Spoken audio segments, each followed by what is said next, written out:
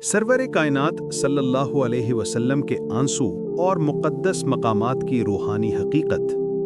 کیا آپ نے کبھی یہ سوچا ہے کہ جب اللہ کے سب سے پیارے اور سب سے محترم نبی حضرت محمد مصطفیٰ صلی اللہ علیہ وسلم کی آنکھوں سے آنسو بہتے تھے تو ان آنسوؤں کی حقیقت کیا ہوتی تھی؟ یہ آنسو صرف پانی کے قطرے نہیں تھے، بلکہ محبت، خوف خدا، امت کی فکر، عاجزی اور بے پناہ شفقت کے آئینہ دار تھے۔ ان آنسوؤں کے پیچھے ایک ایسی دنیا ہے جو ہمیں ایمان، محبت اور اللہ تعالیٰ کے قرب کی طرف بلاتی ہے۔ نبی کریم صلی اللہ علیہ وسلم نے اپنی امت کے لیے ایسی شفقت دکھائی جو دنیا کے کسی رشتے میں نظر نہیں آتی۔ ایک رات کا واقعہ ہے کہ آپ صلی اللہ علیہ وسلم اپنی امت کی بخشش کے لیے دعا کرتے رہے، حتیٰ کہ آنکھوں سے آنسو زمین پر گرتے گئے۔ رب کائنات نے حضرت جبرائیل علیہ السلام کو بھیجا کہ میرے محبوب سے پوچھو وہ کیوں رو رہے ہیں۔ آپ صلی اللہ علیہ وسلم نے عرض کیا، یا اللہ، میں اپنی امت کے گناہوں کے لیے روتا ہوں۔ یہ سن کر اللہ تعالیٰ نے فرمایا، اے میرے محبوب، آپ کی امت کو ہم قیامت کے دن شرمندہ نہ ہونے دیں گے۔ یہ لمحہ امت کے ہر فرد کے لیے اللہ تعالیٰ کی بے پایاں رحمت اور حضور صلی اللہ علیہ وسلم کی بے مثال شفاعت کی یاد دہانی ہے۔ والدہ کی قبر پر گریہ۔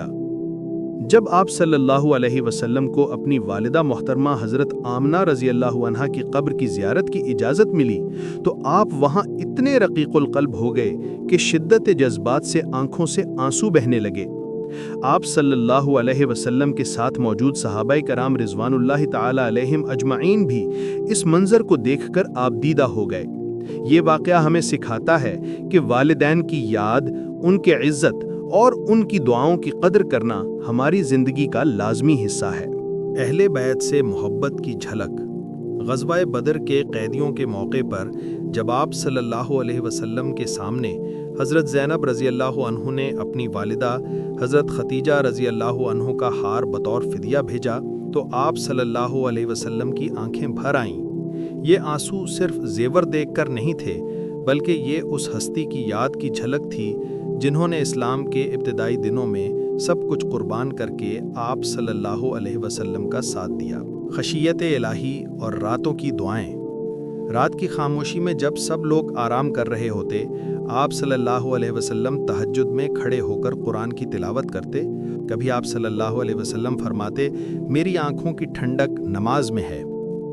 یہ منظر ہمیں یاد دلاتا ہے کہ اصل سکون دنیاوی چیزوں میں نہیں، بلکہ اللہ کے ذکر اور اس کی عبادت میں ہے۔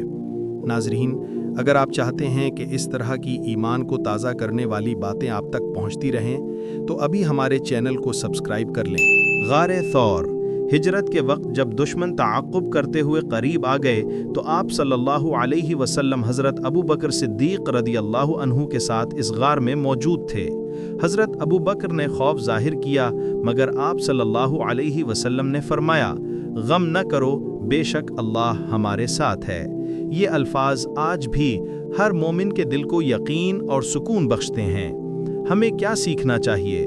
رسول کریم صلی اللہ علیہ وسلم کے آنسو ہمیں یہ سبق دیتے ہیں کہ اصل عظمت عاجزی، محبت اور دوسروں کے دکھ کو محسوس کرنے میں ہے۔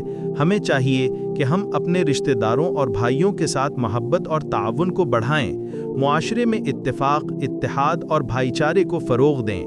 یہی وہ روشنی ہے جو ہمیں کامیاب بنائے گی۔ دعا اور پیغام۔